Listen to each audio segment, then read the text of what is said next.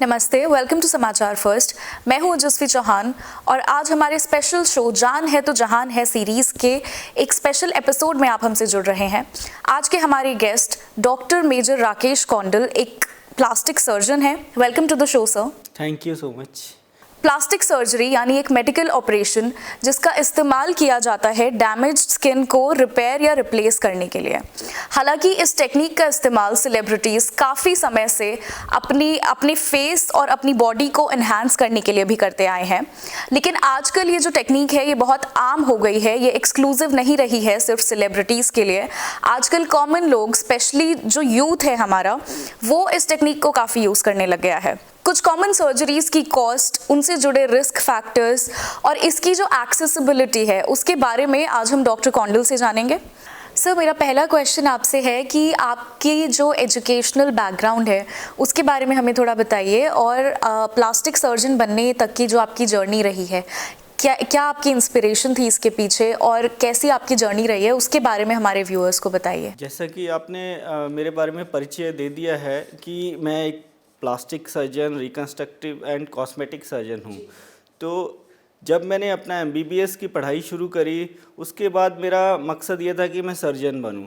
But जब मैंने surgery join करी, सर्जरी मैंने कंप्लीट करी, तो मेरे को अलग इसकी सुपर स्पेशलिटीज़ में काफ़ी इंटरेस्ट था, जैसे cardiothoracic surgery, vascular surgery, neuro surgery, plastic surgery. Plastic surgery ही मैंने इसलिए चुना क्योंकि इससे हम किसी चीज़ को दोबारा बना रहे हैं और इससे हम किसी के आकार को दोबारा से उसको खूबसूरती प्रदान कर रहे हैं। तो और ये एक ऐसी सर्जरी है, प्लास्टिक सर्जरी, जिसमें हम सर से लेके पैर तक सारे इलाज कर सकते हैं और सभी एज ग्रुप्स में, इवन इन्फेंटाइल पीरियड, जैसे बच्चे जन्म के बाद में भी उनमें समस्याएं रहती हैं, कुछ सर्जिकल प्रॉब्लम जैसे क्लेफ्ट लिप, क्लेफ्ट, तो उसको भी हम निदान कर सकते हैं। और एल्डर ग्रुप की जितनी भी समस्याएं या यूथ पॉपुलेशन की या मिडिल एजेड वुमेंस की या जेंट्स की, तो इसमें सारा मतलब वैरायटी है।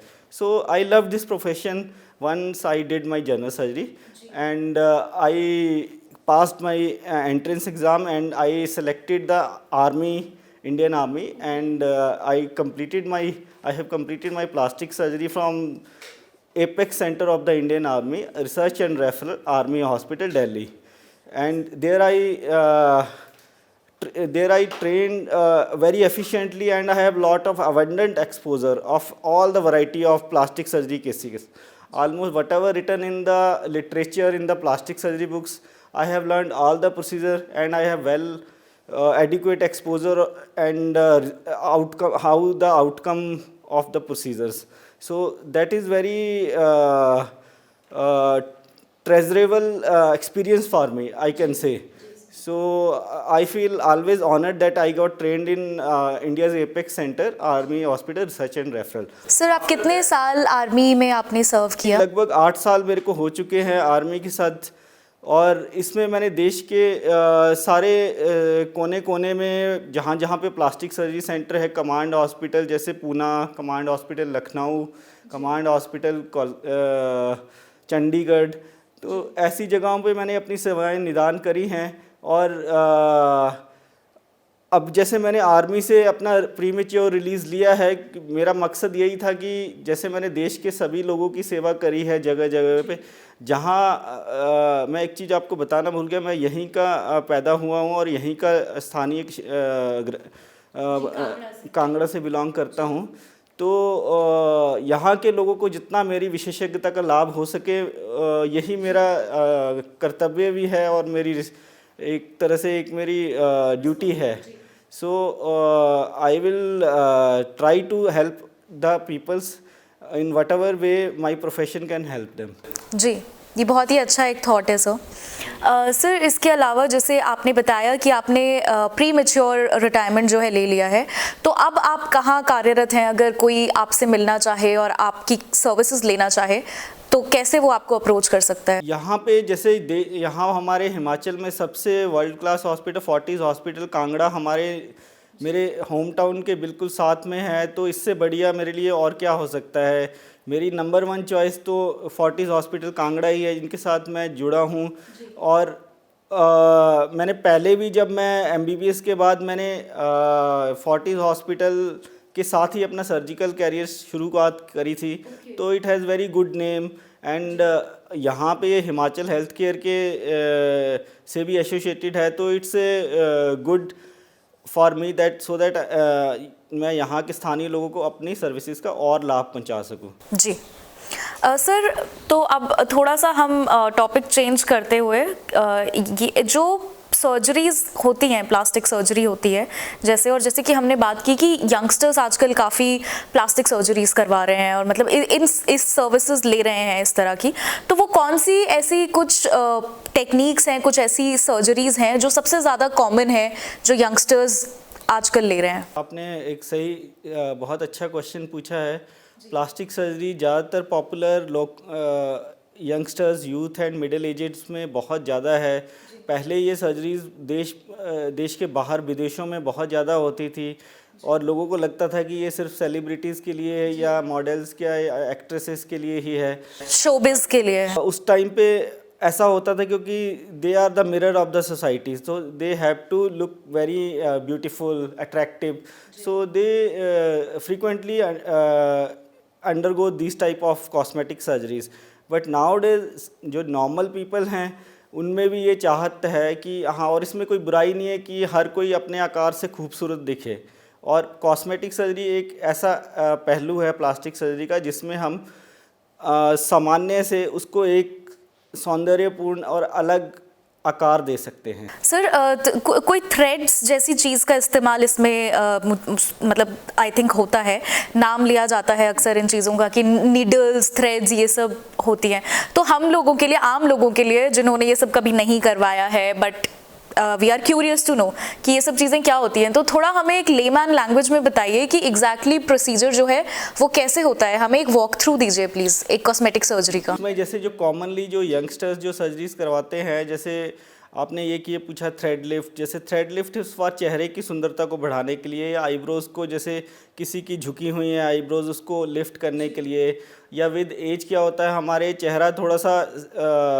लटक जाता है, तो उसको एक फ्लैट और यूथफुल और एक चमकदार चेहरा देने के लिए ये सब प्रोसीजर किए जाते हैं, ताकि हम एजिंग को तो नहीं रोक सकते बट हम उसको स्लो और एक एजेड पर्सन को यूथफुल लुक दे सकते हैं अपनी सेवाओं से। और जैसे कॉमनली आजकल एक लाइपोसक्शन एक प्रोसीजर है जिसमें लोग अगर जैसे कहीं की चर्बी बढ़ जाए, जैसे पेट के पास की, या खासकर जो लड़कों में जो छाती के स्तन का साइज़ अगर बढ़ जाए, गायनेकोमेस्टिया उसको मेडिकल टर्म्स में कहते हैं, तो ये एक बहुत बड़ी समस्या जो है यूथ पीपल फेस कर रहे हैं। तो ये कॉमनली डन प्रोसीजर, और इसमें स्कारलेस सर्जरी भी डू, और इसमें इसका पूरी तरह से 100% निदान है गायनेकोमेस्टिया प्रॉब्लम का, और इसको करवाने के बाद they feel very confident and उनका जो सेल्फ इस्टीम है वो बहुत हाई हो जाता है, and there quality of life improves after these procedures. Okay sir, किसी को नाक का, जैसे क्या होता है कि जैसे हमारा चेहरा जो है हमारी फर्स्ट इम्प्रेशन होता है, whenever we goes to someone, तो it's a first impression for someone's. तो जैसे हम जब भी हमारे पास कोई आता है, हम उसका आंखें, नाक, होंठ, चेहरा, गाल सब देखते हैं। तो आजकल क्या है कि लोगों में, खासकर यंग पर्सन्स में, अपने होंठों को खूबसूरत करने की चाहत होती है। नाक अगर सीधे आकार में नहीं है तो उसको सीधा, या उसको जैसे भी उसको, ताकि वो बहुत सौंदर्यपूर्ण लगे, खूबसूरत लगे। कई बार पलकों का सर्जरीज होता है, जैसे ब्लीफेरोप्लास्टी उसको बोलते हैं। जैसे किसी का अगर आईब्रो हमें रेज करना है, आईब्रो भी हम करेक्ट कर सकते हैं, जैसे to make it more beautiful. Sometimes face क्या है, जैसे फीमेल्स का पेश, यंगस्टर्स का स्पेशली जो थोड़े ओबीस हो जाते हैं, उनका face become like H shape, तो उसमें हम जैसे दे वांट कि इसको वी शेप करो, इट्स ए मोर अट्रैक्टिव, तो उसमें face it's a type of cosmetic surgery जिसमें हम बॉडी कंटूरिंग बोलते हैं फेस की, तो वो भी हम कर सकते हैं। जैसे these are the type of surgery which are very popular in youngsters. Apart from face, other type like in post pregnancy जो लेडीज़ में आपने कभी देखा होगा उनमें जो जहाँ पेट का निचला हिस्सा है वो प्रेगनेंसी के बाद उसमें धारीदार निशान आ जाते हैं जिनको स्ट्राया बोलते हैं मेडिकल टर्म्स में, स्ट्रेच मार्क्स। तो उसका और बाद में शरीर वो लटक जाता है तो वो उसको छिपाने की कोशिश करती हैं, कभी कपड़ों से कभी कहीं से। तो they always feel uncomfortable and उनको हमेशा एक शारीरिक मतलब ऐसे फीलिंग आती है कि it's not good, they want to be in shape. So in that case we do mommy makeover or tummy tuck, or there are so many synonyms of these procedures, so we can reshape them and we give them desired good youthful appearance of that tummy so that they can wear sarees and they look more beautiful. So this is also another aspect. Apart from this, there are a lot of other cosmetic procedures related to reproductive organs like breast, I can say. So these type of surgeries they frequently undergoes, and in case of gents, especially hair receding is very common because of stress factors, and in females thyroid problem is very increasingly rising these days. तो उस case में hair line थोड़ा सा recede होना शुरू हो जाता है और हेयर्स थोड़े पतला होना भी मतलब जैसे एज से पहले ही बोल सकता हूँ, जैसे यूजुअली हेयर फॉल या एजिंग का जो प्रोसेस है 60 के बाद होता है, बट आजकल इतना स्ट्रेस है या थायराइड प्रॉब्लम से या डाइट अच्छी नहीं है या तो इस केसेस में हम उनका हेयर फॉल एक PRP plated rich plasma therapy एक प्रोसीजर है, सिंपल सा प्रोसीजर है, उससे हम उसके हेयर फॉल को रोक सकते हैं। अगर इसके अलावा कई बार जैसे कंप्लीट लॉस भी हो जाए तो हम उनको बालों को दोबारा उगा भी सकते हैं। ऐसे प्रोसीजर्स भी हमारे पास प्लास्टिक सर्जरी में अवेलेबल हैं। राइट सर, जैसे कि आपने कई सारे प्रोसीजर्स बताए हमें और हमें बताया कि जैसे वी शेप में लोग अपना फेस कराना चाहते हैं, सर इस तरह के कुछ और प्रोपोर्शंस के बारे में हमें बताइए जो थोड़े ऐसे माने जाते हैं कि ये स्टैंडर्ड है, ये हमें अटेन करना है, जो यंगस्टर्स अटेन करना चाहते हैं। Type of surgeries are frequently done in abroad, like Korea is the South Korea is a very famous for this type of procedures, and online even I got to know ki how these procedures are done in those peoples, and I learned a lot and practiced in so many patients among in our India also. So these type of procedures usually involves like removal of fat and you can say facelift type of surgeries we do. Body contouring we give them a term, body contouring या facelift surgeries. So in that way we can correct those abnormal shapes of the face. And the usually face is divided into 3 portions. Above eyebrow, forehead is 1/3. And between eyebrows to the nose it's a 1/3 portion, and nose to chin it's a 1/3 position. So the face is divided into 3 parts, 1/3, 1/3, 1/3. Yes. Okay. Lower 2/3 to give a V shape. Okay, so यहाँ का जितना होता है forehead वाला उससे match करते हैं बाकी को। Planned procedure, so there are a lot of thinking involved in this procedure. So it is customizable. I can't say कि हाँ जैसे every person has different features, like different Asian has different skull features, and Europeans have different, and Americans have different. So according to race from which they are coming, and usually we encounter here Asian peoples, medical tourism is not so much prevalent in this place, but in cities it no doubt medical tourism is very prevalent. So if such type of patient comes to me, then I am also trained in those procedures. Whatever clientele comes to me, I can provide my services. So it would be good if such type of patients come across my clinic in Fortis Hospital, and I can provide these type of facilities also. Sure sir. Sir जैसे लोग आपके पास आते होंगे तो उनकी expectations कभी कभी unreal रहती होंगी ना, कि वो बिल्कुल ही ट्रांसफॉर्म होना चाहते हैं, कि उनका फेस बिल्कुल ही चेंज हो जाए।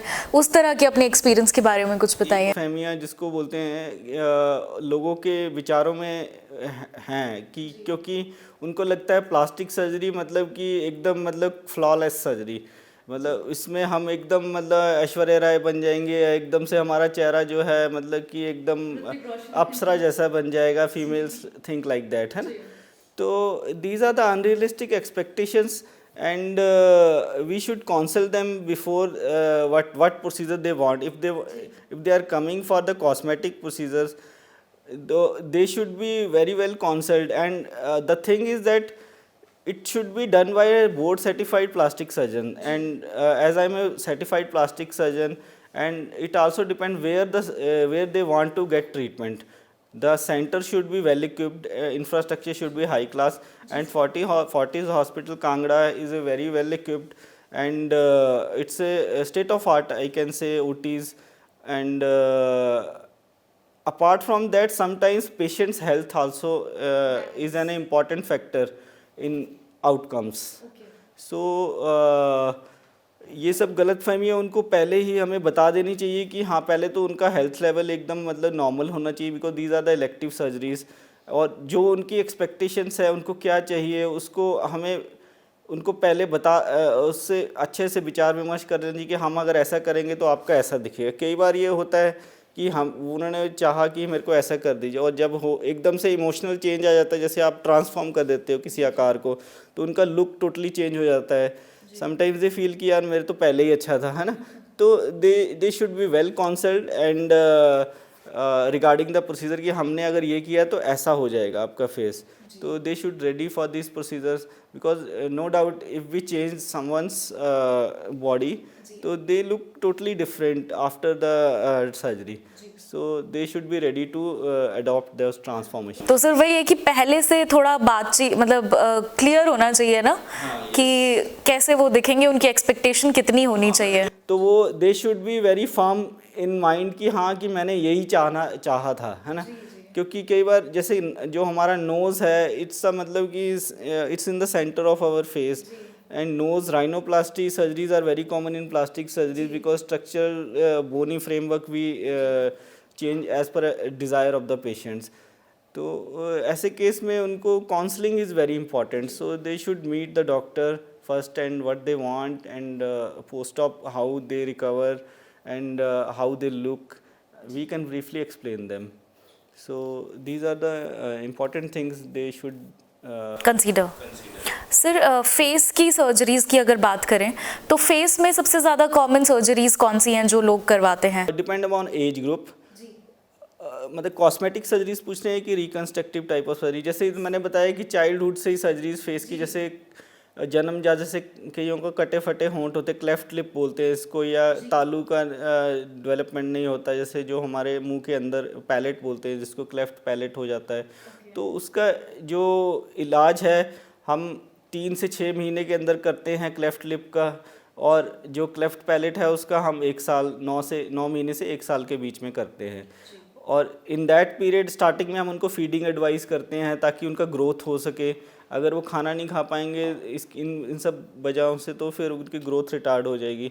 तो आवर एम इज़ कि हमारा जैसे ही पैदा होता है तो हम उनको प्री सर्जिकल ऑर्थोडोंटिक एक छोटा सा उनको हिदायत देते हैं, जिसमें वो आर्टिफिशियल एक इम्प्लांट पहनते हैं, बच्चों को पहनाते हैं ताकि वो फीडिंग कर सके।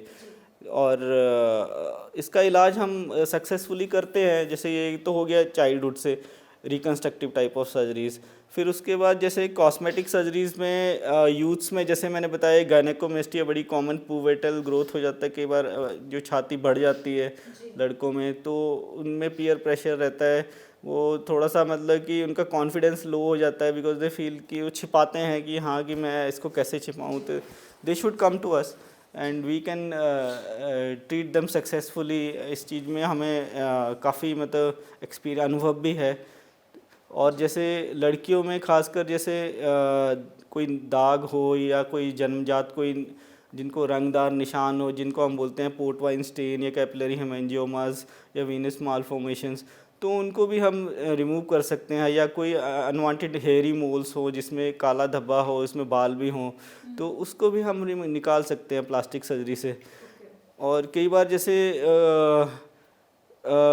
लड़कियों में जैसे बाल कई बार ग्रोथ आ जाती है लिप्स के ऊपर, तो उसको अनवांटेड हेयर्स को हम रिमूव कर सकते हैं, वो भी हमारे पास है, उसका भी प्रचार।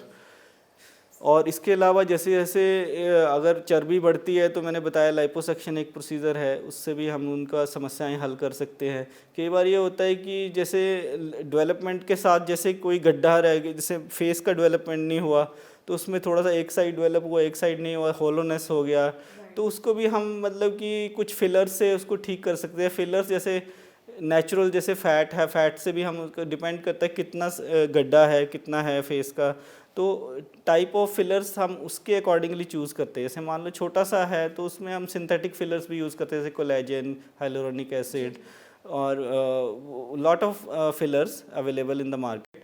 तो कस्टमाइजेबल है, जैसे जो पेशेंट को प्रॉब्लम है हम वो करते हैं। और फिर मिडिल एज में मैंने बताया पोस्ट प्रेगनेंसी जैसे पेट लटक जाता है, हम उसको भी टमी टक मॉमी मेकओवर कर सकते हैं। या जैसे कई मोटे लोगों में बेरिएट्रिक सर्जरीज होती हैं, बेरिएट्रिक सर्जरीज के बाद 2 साल बाद उनका सारा शरीर लटक जाता है, उनमें बॉडी कंटूरिंग टाइप का प्रोसीजर होता है जिसमें हम उनको रीशेप कर सकते हैं। और इसको रीशेप होने के बाद उनका कॉन्फिडेंस भी बूस्टअप होता है, सेल्फ इस्टीम भी हाई हो जाता है, उसके साथ साथ में उनका क्वालिटी ऑफ लाइफ भी इम्प्रूव हो जाता है। and they do normal jogging exercise and physical activities after that procedure. Okay sir. Sir तो जैसे कि कुछ कॉमन हमारे पास ये क्वेश्चंस भी आए थे कल जब हमने ये डाला था कि हम आपके साथ एक इंटरव्यू करने वाले हैं कि जैसे लिप्स की एक कॉमन सर्जरी है जो लोग करवाते हैं, गर्ल्स स्पेशली कराती है अपने लिप्स को प्लम्प और थिक बनाने के लिए। तो उसके आज की डेट में आई थिंक 2 ऑप्शंस जो हैं काफ़ी प्रोमिनेंटली अवेलेबल हैं। एक प्लास्टिक सर्जरी है, दूसरा आर्टिफिशियल फिलर्स जो सिंथेटिक फिलर्स जो गर्ल्स करवाती हैं।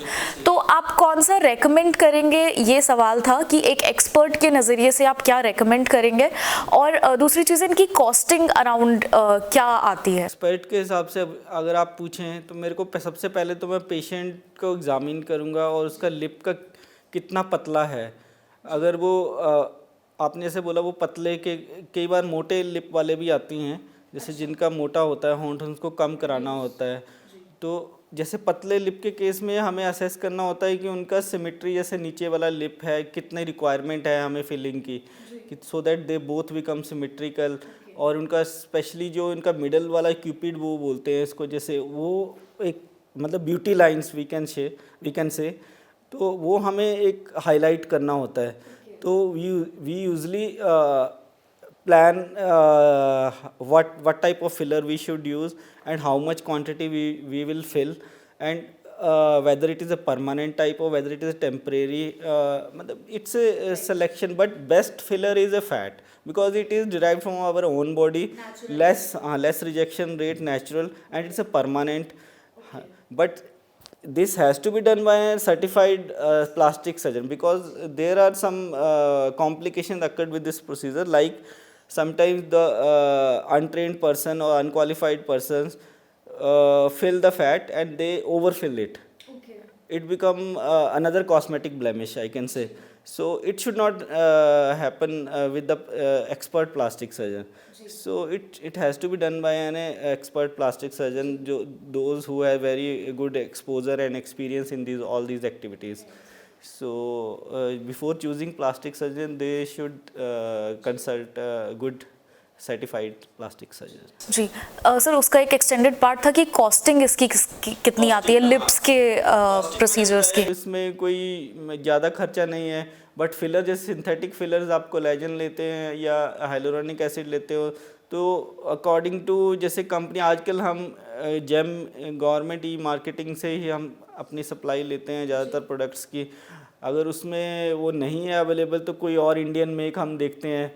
तो आजकल काफ़ी चीप हो गया है, पहले ये सब चीज़ें काफ़ी कॉस्टली थी, एक्सपेंसिव थी। जैसे स्टैंडर्ड ऑफ केयर यूजुअली ये कॉर्पोरेट हॉस्पिटल्स या इंटरनेशनल हॉस्पिटल्स में इंटरनेशनल कंपनियां, उनकी जो कॉस्टिंग थी काफ़ी हाई थी। But these days these procedures are very cheap and it is up to the reasonable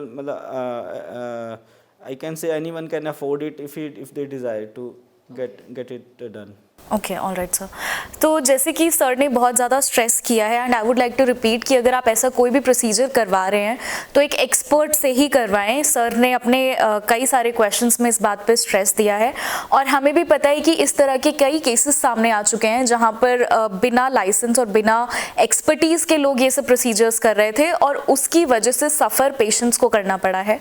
तो वही सर ने आई थिंक कहा and it is very important. Cost का जो है मतलब कि ये जो जहाँ पे मैं अभी अपनी सर्विसेज दे रहा हूँ, सेवाएं दे रहा हूँ, ये फोर्टिस हॉस्पिटल कांगड़ा हमारे स्थानीय क्षेत्रीय माननीय मंत्री महोदय जी का ही है और इनका हमेशा प्रयास यही रहा है कि लोगों की समस्याओं का, बीमारियों का जितने कम से कम इलाज में हम निदान कर सके या उनकी सेहत को हम तंदुरुस्ती जितना प्रदान कर सके, वही उनका एफर्ट रहा है और वो हमेशा विकास के कार्यों के बारे में सोचते हैं। तो it's a reasonable effort and उन्होंने जैसे प्लास्टिक सर्जरी यहाँ अवेल करा के एक हॉस्पिटल फोर्टिस हॉस्पिटल कांगड़ा में एक उपलब्धि कराई है कि हाँ इतनी महंगी सर्जरी जिसके लिए लोग बाहर जा रहे हैं, कोई दिल्ली जा रहा है मेट्रो सिटी, कोई मुंबई जा रहा है या कोई चंडीगढ़ जा रहा है, तो अभी इसी स्थानीय क्षेत्र में अवेलेबल है। और मेरा यही प्रयास रहेगा कि उन्होंने जो मेरे पे जिम्मेदारी सौंपी है मैं उस पर एक अच्छा मतलब उनको रिजल्ट्स और लोगों की समस्याओं को इम्प्रूव कर सकूं और उनका ट्रीटमेंट कर सकूं, निदान कर सकूं। और मेरा लोगों से यही अनुरोध रहेगा कि मेरी सेवाओं का जितना वो लाभ ले सकते हैं वो लें। जी सर, जैसे कि आपने बताया कि आप 8 साल आर्मी में सर्व कर रहे थे, तो आपने काफ़ी चेंजेस देखे होंगे इस फील्ड में, कुछ एडवांसमेंट्स हुए होंगे ओवर द इयर्स। तो जब आपने शुरू किया था तब से अभी तक और आज की डेट में जो हम प्लास्टिक सर्जरी को देखते हैं उसमें कोई डिफरेंस है? Because medical field is always an updation, I can say, because research always is ongoing process and they believe scientifically because every day, every month, if you search the literature, everyone tries to improvise the old things. So we keep ourselves updated by attending regular CMEs and conferences, not national, even international conferences. When I started my career, there was laser and other cosmetic procedures were not too much done by plastic surgeons, and with time it became more practice. People come for these type of problems, and this type of surgeries has risen trend. I can say 20% per year for last 3 years. Every time 20% increase in plastic surgery procedure is noted. So there is a lot of advancement in the procedures, like in microsurgical procedures. Nowadays robotic surgery is also has come. It's also come. And previously lasers were used only by the skin specialist, dermatologist. Now it's also a domain of plastic surgeon. That I already mentioned ki tattoo removal, like the pigmented spots removal and hair removal, even sometimes scar enhancement is bad, ugly scars on the face we can remove with these advancements. Sir, जैसे कि आपने बताया कि dermatologist पहले laser use किया करते थे लेकिन अब सर्जन्स भी यूज़ करने लग गए हैं। सर, इसी तरह से जो प्लास्टिक सर्जन्स होते हैं वो लोग बाकी फील्ड्स के साथ किस तरह कोऑर्डिनेट करते हैं? फॉर एग्जांपल बोन फ्रैक्चर किसी का हुआ है तो वो उस डिपार्टमेंट में ट्रीट हो गया, उसके बाद उसको जो है प्लास्टिक सर्जन्स कैसे फॉरवर्ड लेके जाते हैं? प्लास्टिक सर्जरी जो है सारी फील्ड से इंटरकनेक्टेड है। हमारा जैसे जो मैंने जैसे बताया सर से लेके पैर तक हमारा कोई भी प्रॉब्लम है तो वो हमारे पास रेफ़र करते हैं। मान लो कि जैसे ऑर्थोपेडिशियन आपने बताया कि वो हमारे पास कई बार क्रॉस रेफरल मांगते हैं, तो समटाइम्स वो हड्डी तो ट्रीट कर देते हैं, बट समटाइम्स जब चोट लगती है तो कई बार जैसे नसों का भी इंजरी हो जाता है, जैसे नर्व्स का, पेरिफेरल नर्व्स, जैसे नर्व अवर जो हमारे जो पूरा जो आर्म है या हाथ है, इसमें बहुत सारे स्ट्रक्चर हैं, जैसे हड्डियां हैं, इसमें ब्लड वेसल्स हैं, नर्व्स हैं, टेंडन्स हैं, मसल्स हैं एंड सॉफ्ट फैट है। तो अगर जैसे वो सिर्फ हड्डी को ट्रीट करते हैं, ऑर्थोपेडिक डील विद ओनली हड्डी बोन्स, तो बाकी सब जैसे टेंडन्स है, नर्व्स है, वेसल्स है, अगर इनका इंजरी होता है तो वो उसके लिए वो हमें फिर क्रॉस रेफरल देते हैं कि अब इसमें क्या करना है, बिकॉज अगर हम जल्दी इनका इलाज नहीं करेंगे तो उसमें डिसेबिलिटी आना शुरू हो जाता है। जितना जल्दी इन चीज़ों का, जैसे नर्व का अगर जितना अर्ली रिपेयर हो तो रिज़ल्ट मतलब उसको नॉर्मल प्री इंजरी स्टेट पे हम ला सकते हैं। अगर वो डिले करेंगे तो वो नर्व का जो फंक्शन है वो डिस्ट्रॉय रिकवर नहीं हो पाता। तो रिकवरी अगर वो डिले करते जाएंगे हमें दिखाने में, तो उसका रिकवरी फिर हमें फिर सेकेंडरी प्रोसीजर्स करने पड़ेंगे। जैसे नर्व को तो ठीक कर नहीं पाएंगे, बट फिर टेंडन ट्रांसफर्स, अदर नर्व का जो नॉर्मल नर्व है उसका कोई जो इनर्वेटेड जो मसल है या नर्व है उसको हम उस जगह पे लाना पड़ेगा। तो इट्स ए मतलब lot of speciality involve with, like paediatric I told you कि हाँ क्लेफ्ट लिप, लेफ्ट पैलेट, कई बार हाइपोस्पेडियाज, एक्स्ट्रा डिजिट हो जाते हैं, कई बार सिंडेक्टिल जिसमें उंगलियां चिपक जाती हैं, तो वो भी सब हमें क्रॉस रेफरल करते हैं। समटाइम गायनेकोलॉजी में कई ट्यूमर रिमूव करते हैं, या ऑन्को सर्जिकल स्पेशलिटी वाले जैसे कोई जब भी ट्यूमर रिमूव करते हैं तो वहाँ पे एक घाव बन जाता है या डिफेक्ट बन जाता है, उस चीज़ को रिकन्स्ट्रक्शन प्लास्टिक सर्जन ही करते हैं। जैसे हम उसमें हमें कोई फ्लैप करना पड़ता है, जैसे स्किन फ्लैप या मसल, डिपेंड करता है कितना बड़ा डिफेक्ट घाव हो गया है, कंपोनेंट्स में हमें रिप्लेस करना है। अगर बोन लॉस हुई है तो बोन के साथ मांस भी जाएगा, स्किन भी जाएगा, त्वचा भी जाएगी, तो वो सब हम प्लानिंग करके उसको रिकन्स्ट्रक्ट करते हैं। और रिकन्स्ट्रक्ट हम उसी पर्सनस की बॉडी के नॉर्मल हिस्से से कोई टिश्यू लेते हैं और उसी को, जैसे प्लास्टिक सर्जरी मतलब derived from plastic is a word in मतलब कि इसमें मैं बोल सकता हूँ इसका प्लास्टिक का मेन जो ग्रीक वर्ड है, इसका मतलब होता है किसी चीज़ को मोल्ड करना, है ना, किसी को आकार देना। तो जैसे हमने अब जैसे अब ओरल कैंसर में उन्होंने जबड़ा पूरा निकाल दिया, या जैसे कोई ब्रेस्ट का ट्यूमर है, ब्रेस्ट निकाल दिया, तो हमें वो एक नया शेप देना है। हाँ, जैसे ब्रेस्ट का हम उसका फंक्शन तो नहीं ला सकते, मतलब जैसे ब्रेस्ट का जैसे जो उसका मिल्क सिक्रीशंस वो तो नहीं ला सकते, बट उनको एक आकार दे सकते हैं वैसा शेप। तो we have to plan what type of surgery we can contemplate on that person so that it can regain that earlier shape. But functional, sometimes our first aim is to give a anatomical structure which has been lost.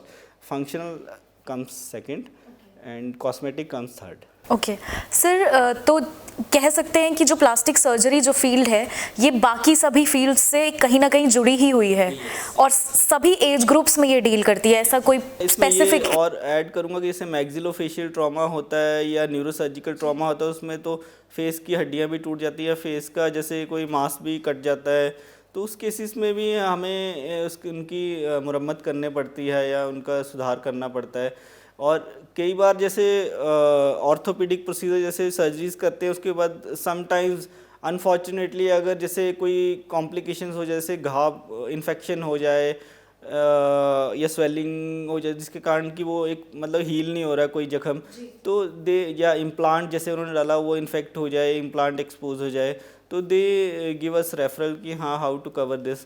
तो at that time we do some surgery so that that problem get ridden from that patient है। Sir जैसे आप अभी तो मतलब आप खुद काफ़ी यंग हैं, लेकिन आपको एक कंसिडरेबल अमाउंट ऑफ एक्सपीरियंस उस फील्ड में हो गया है, तो क्या आप जो आजकल जो यंगस्टर्स मेडिकल फील्ड में आ रहे हैं उनको रेकमेंड करेंगे प्लास्टिक सर्जरी फील्ड में आना?